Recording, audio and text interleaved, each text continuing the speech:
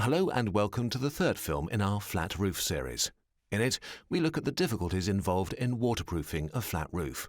The term waterproof describes a substance or material that is impervious to water. In our context, it signifies that no water is able to penetrate the building. Over time, water will gradually destroy any building and must therefore be kept out at all costs. With the diversion principle, water runs off a pitched surface due to gravity and is then carried away from whatever is beneath the surface. An umbrella is a very simple example of this principle.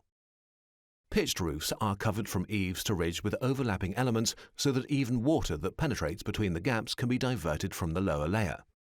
The reeds on thatched roofs also follow this principle, with a small amount of water running down each individual reed.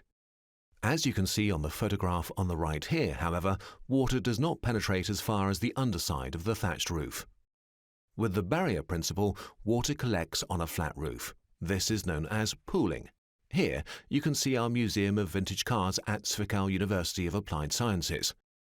We wanted the white frame around the building to be as slim as possible, and the only way to achieve this was to construct a roof in the form of a waterproof concrete tank. This photograph shows standing rainwater after a heavy shower. The concrete basin is surrounded by an upstand that prevents water flowing over the edge and down the facade and leaving unsightly stains. When an upstand of this type is high enough to offer protection, it is called a parapet wall.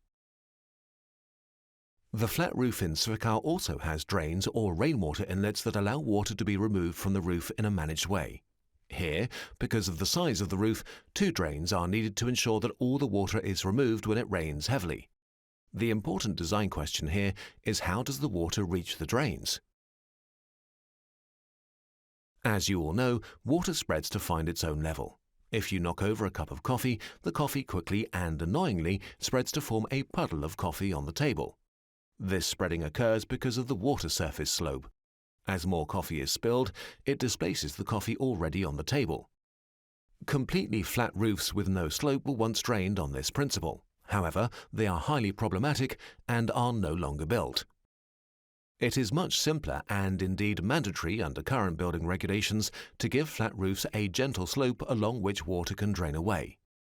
Water will drain away adequately without the formation of pools or puddles on any slope greater than 2%. As a result, Germany's waterproofing Bible, the Flat Roof Regulations, stipulates a minimum slope of 2%. Please do not confuse a 2% slope with a 2-degree slope.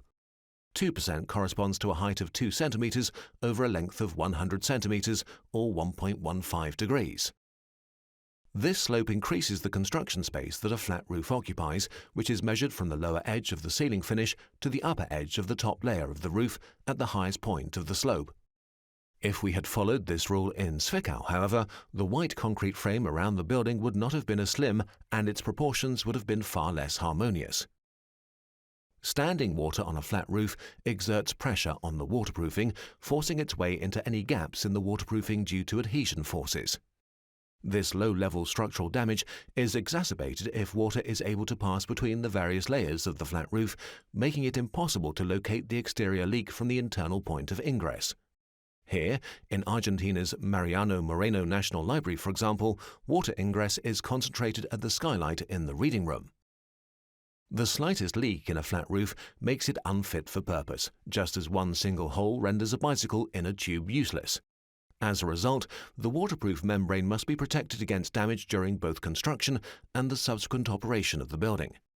Typical causes of damage to waterproof membranes include placing building materials with sharp edges on the membrane and tools falling out of pockets. This sort of damage is also very difficult to locate. Summary: flat roofs need a barrier in the form of a waterproof membrane to keep water out of the roof structure. With the barrier principle, water collects on a flat roof in pools. To prevent water from running down the facade when it rains, flat roofs need to be surrounded by an upstand. To ensure that the water is able to run away freely into the drains provided, the roof slope must be at least 2%. The next film in our Flat Roofs series is number 4. It explains how flat roofs are constructed.